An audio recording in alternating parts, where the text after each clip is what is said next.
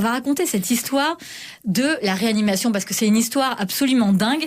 Est-ce qu'on peut dire qu'elle commence au bord de la Seine, à Paris, un fleuve qui attirait énormément d'animation au Moyen-Âge? C'est sûr qu'au Moyen-Âge, et même au XVIIe, XVIIIe, XIXe siècle, tout le monde va vers le fleuve pour prendre de l'eau, tout simplement, laver le linge, et puis pour le traverser aussi. Seulement, la plupart des gens ne savent pas nager. Et ils portent, notamment les femmes, des grands vêtements très amples avec des cotillons. Très lourds donc. Très lourds quand ils tombent à l'eau. Et le nombre de noyades à Paris est absolument un vrai problème de sécurité civile. Et donc il faut agir. Et donc, le sénéchal de Paris décide de mettre des petites boîtes de secours tout le long du fleuve pour porter secours aux noyés. Quelle bonne idée, mais il y a quoi, Jean-Noël, dans ces boîtes de secours? C'est ça qui est extraordinaire. Il y a ce qu'on pensait à l'époque comme formidable. C'est-à-dire, il y a bien sûr une plume pour aller se gratter le nez. Il y a une cuillère pour desserrer les dents. Il y a un peu de gnôle, parce que ça peut pas faire de mal. La boisson forte, quoi, l'alcool. La gnôle camphrée, faut tout dire. Et puis surtout, il y a des fumigations.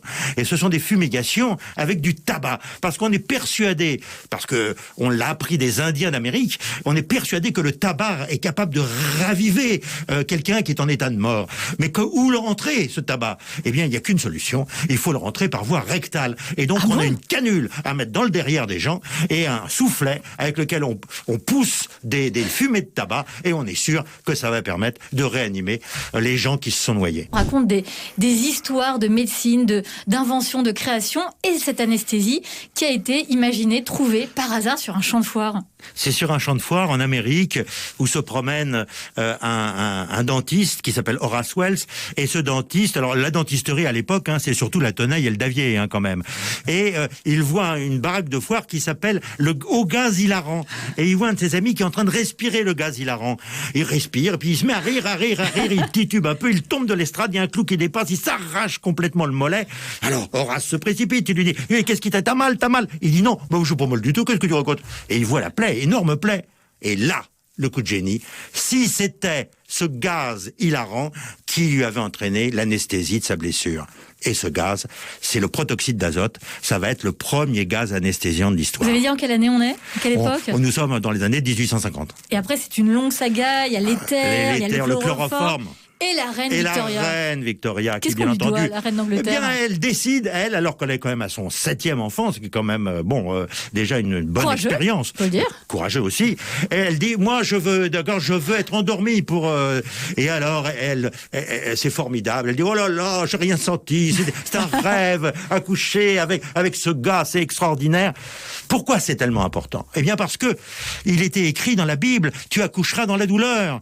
Or, la reine Victoria, elle est certes reine d'Angleterre, elle est certes impératrice des Indes, mais elle est aussi responsable de l'église anglicane. Et en montrant l'exemple, elle va permettre à tout le monde anglo-saxon d'accoucher sans douleur. On l'aime, et on aime une autre femme aussi qu'on découvre dans votre BD, Jean-Noël, c'est Agnodis d'Athènes. Agnodis, alors là nous sommes au 4e siècle avant Jésus-Christ. Alors là on revient en arrière, et Agnodis c'est une petite Athénienne, une fille, et elle veut devenir médecin. Mais c'est pas possible, parce qu'à Athènes, seuls les hommes peuvent devenir médecins. Elle dit, je serai médecin. Eh bien, son père lui dit, mais tu peux pas. Il dit, mais si, je peux. D'ailleurs, je vais me faire couper les cheveux, je vais me déguiser en homme, et je vais aller faire mes études, non pas à Athènes, ce sont des imbéciles, à Alexandrie, de l'autre côté de la mer, et je vais revenir, je serai médecin. Elle n'est pas démasquée? Pardon? Elle n'est pas démasquée? Elle n'est pas démasquée. Incroyable. Elle n'est pas démasquée. Elle va prendre un nom de garçon et elle va sortir première même des études auprès d'un très très grand spécialiste qui s'appelle Hérophile, et elle va revenir à Athènes où elle va exercer le métier de gynécologue accoucheur, mais toujours en étant un garçon. Et seules les femmes qu'elle soigne donc savent, connaissent son identité, et encore. Personne ne sait, sauf les autres médecins qui commencent à être jaloux, parce qu'elle a un succès fou, toutes les femmes vont la voir, et ils l'accusent d'une chose horrible, mais en fait, ce jeune homme, eh bien, il attire les femmes mariées, et puis il leur prend tout ce qu'il veut avec elles, il faut absolument, c'est une honte contre la morale. Et donc, elle est convoquée au tribunal par les archontes d'Athènes, en disant, tu es un garçon et tu as détourné des femmes de leur devoir. Et alors, Agnodis, devant l'aéropage, eh bien, enlève peu à peu ses vêtements et apparaît toute nue. Et bien entendu, l'accusation tombe. Mais l'accusation ne tombe pas complètement parce qu'elle est quand même médecin. Et il dit, tu ne seras plus médecin, les filles ne peuvent pas être médecins. Seulement, c'était compté sans les Athéniennes. Et le lendemain, les Athéniennes étaient dans la rue. Elles font une manif. Elles se mettent à crier « Nous voulons Agnodis, nous voulons Agnodis ».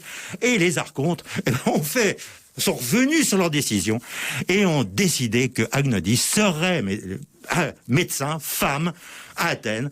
Et ça s'est passé quand même il y a 33 siècles. Mais c'est quand même une histoire dingue. Et cette Agnodis, elle est sur le médaillon de l'école de médecine. Absolument. Tous les étudiants passent devant, pas tous la regardent, et pourtant elle est toute nue. Minute Papillon sur France Bleu, Sidonie Bonnec.